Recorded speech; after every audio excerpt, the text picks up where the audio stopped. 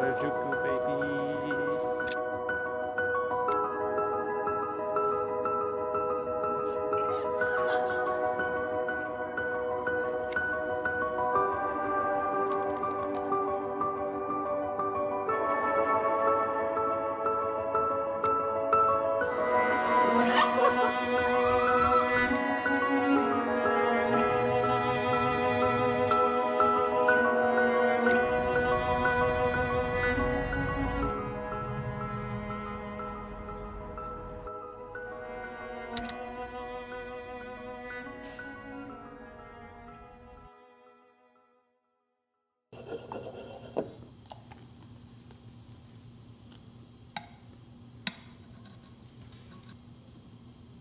It's not my best work, okay? Tastes really good though. Here is my tree. We've made some changes. I removed the red ornaments, got these adorable brown velvet ones. I mean, how cute. Kind of wanted to keep it like a neutral theme. I don't think I've ever wrapped gifts this well. And I love it. So stinking cute.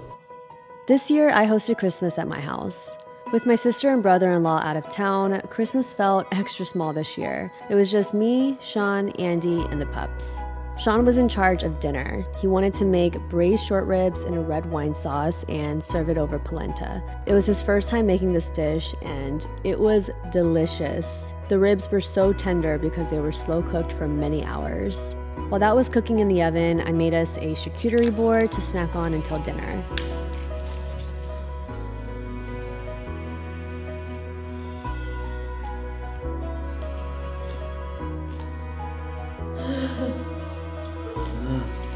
Later in the evening, Andy showed up with my little Cinco, and of course I had to prepare something yummy for the dogs too, since it was Christmas Eve. So I boiled them some chicken breasts. They loved it. If I pull this, the bone will fall off like that. Wow. That's how you know it's good. Ooh, that looks promising. It does. I remember as a child, the feeling of Christmas was magical. It was a highlight of my year. Everything from the gifts to the food to having all of my family together in one place. Now as an adult, every year it seems to be getting smaller and smaller. It's this kind of realization that we're all grown up now. Parmesan polenta Tell me, baby, what we got? with red wine, braised, short rib, chives, and some crispy shallots on top. Cheers. Thank you, sir. Merry Christmas. But even though my family gatherings are much smaller now, Christmas is still my favorite time of the year. This is like a- you trying to impress a girl? I gotta learn this one. And I realize it's not about the size of my family or the gifts. It's really about recognizing how truly blessed I am to spend time with the people I have here. I just whip something up, you know. Okay. For the logo. Yeah, the ribbon makes it official. Oh my god. Sorry. Why did I know what this is? Didn't I guess it? What? I'll start with my beans. From where though? Some Ooh. spot on the west side. I'm not expecting this. You know? This is enough, bro. I know. Oh my gosh. I just did that to like. For that. Okay. I actually put that gift out first so she wouldn't know what I would be giving her. But you're gonna love this. Now with the laser? Yeah. Now you can actually see the dust. Just save everything. Are you equipped? Oh yeah. Nice little hoodie. Nice. The first Levi's goodie.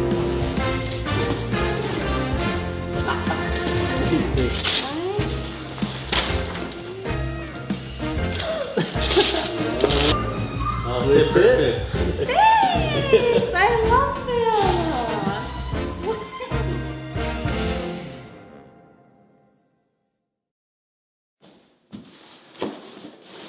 As we step into the new year, it's the perfect time to refresh our surroundings and embrace a clean start. So my plan of action for today? A home reset.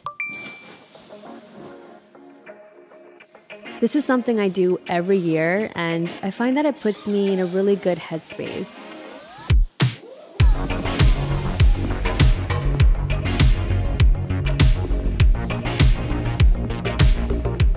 It helps me feel re-inspired, and it just gives me fresh energy to conquer the new year.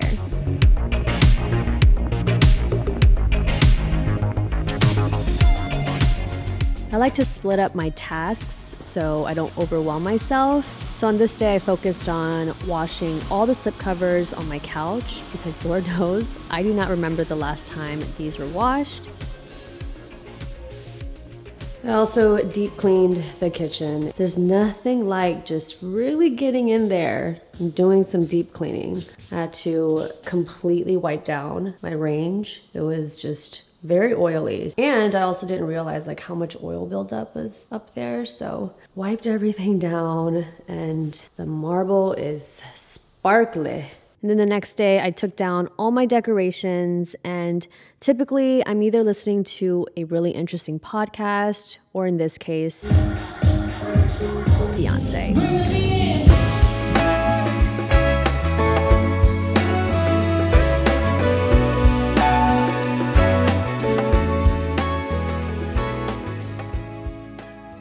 But for me, a home reset isn't just about cleaning or reorganizing my things. It's also a time to reassess my space, if there are any changes I want to make or if I want to add anything new. I'm always striving to create a space that makes me feel more alive, inspired, and creative.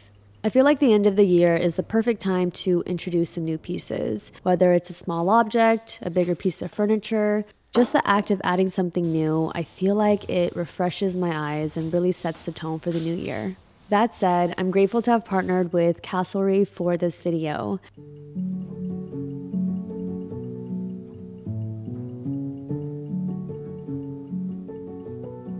Their mission is to help people create spaces that make them feel good and allow for intimate connections for those they bring into their homes. Their pieces are timeless and they use the highest quality raw materials, so you can expect their pieces to last a lifetime. With Castlery being a direct-to-consumer brand, they're able to provide honest pricing and affordability for their customers. In addition, they offer free fabric swatches, flat rate shipping, a 14-day return policy, and warranty. The first piece I want to highlight is the Ingrid Sherpa chair. I have long wanted a cozy little corner in my bedroom where I could meditate, drink tea, or read a book. Now that I finally have one, I've been spending so much time here. The chair has a slight tilt to the backrest, wooden sled legs, and the Sherpa fabric makes it so cozy. I wanted to share another addition to my bedroom. This is the Cali slipcover dining chair. Since the chair is armless, I love that the seat can be pushed under the desk completely, which I find so satisfying. And the most convenient part about any slipcover furniture is that the fabric is entirely removable, which means you can dry clean it. So one of my goals for this year is to have 2 fully furnished guest rooms. Now, we're in one of them, and luckily this room is almost complete. It was just missing one substantial piece of furniture. I went with the Seb 6 dresser. It is absolutely gorgeous. It has a mid-century vibe. I always find the styling part to be very exciting and fun. You can really transform a piece. I added a table runner for some texture. This gorgeous lamp is also from Castlery. It has an emerald marble base. It is beautiful. Then I played around with some books and vintage finds just to tie everything together, and I'm so happy with how it turned out. If you guys want to check out Castlery, it will all be linked down below, and huge thank you to Castlery for partnering up with me on this video.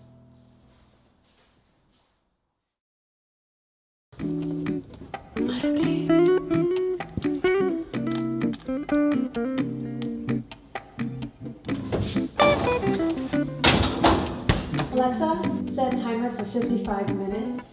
I made some homemade banana bread with no refined sugar and some extra dark chocolate chips. I think it's going to be delicious.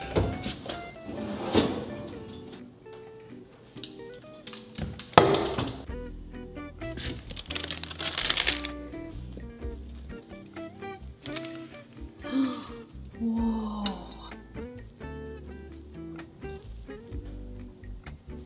Mmm.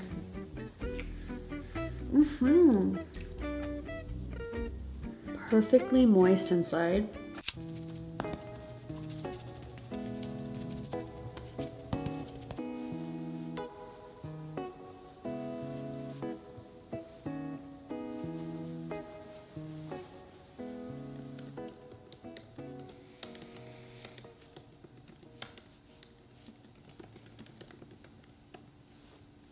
My cramps are so painful right now.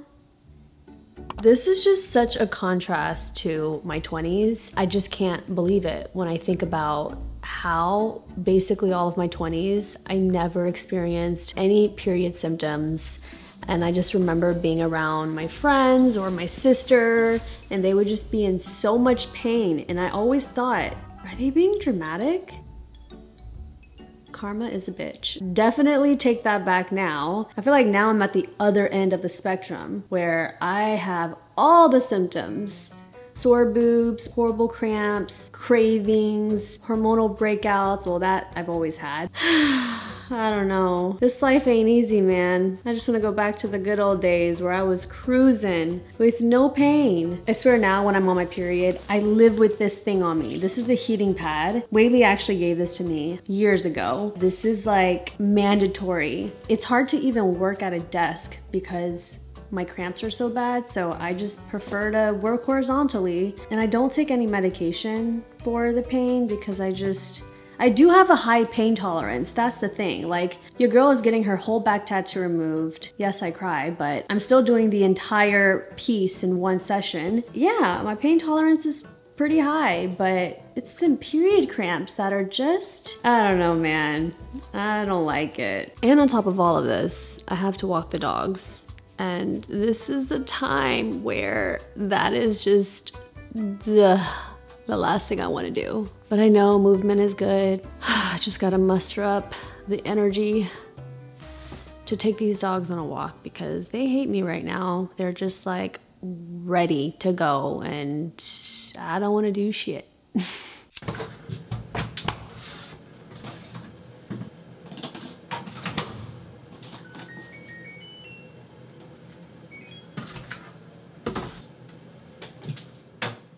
Time to take my child on a walk.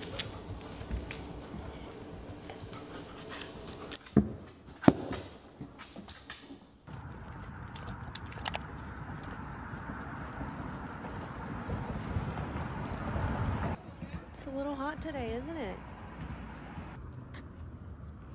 Did you have a good little break?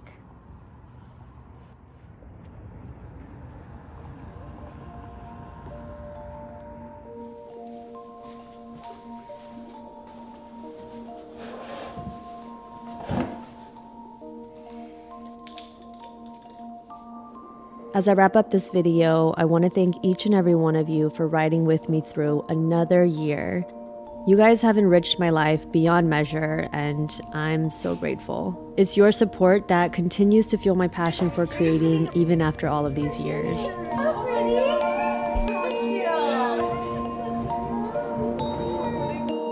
My intention for 2024 is to really be more mindful and present about how I'm showing up for myself. Having more compassion and grace when I'm not feeling my best, and just working towards a more balanced life. I think it's so important to set those intentions and follow them each day in small actionable ways, whether that's by meditating, getting sunshine first thing in the morning, or simply just starting each day with gratitude. Whatever it is, make this the year you show up for yourself, because you can't show up as your best self unless you're nurturing your whole being. And this is something I only recently realized, and I'm sharing it because it's been so profound for me. It's a constant practice, but I'm learning so much about myself through the process, and I feel really excited to channel this version of me this year.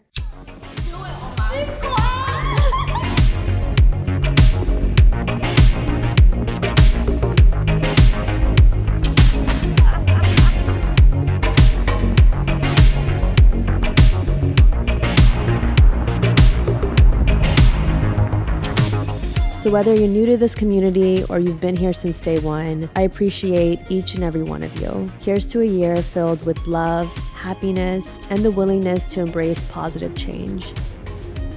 Wishing you all an incredible 2024. Thank you for being a part of this journey with me. I love you and Happy New Year.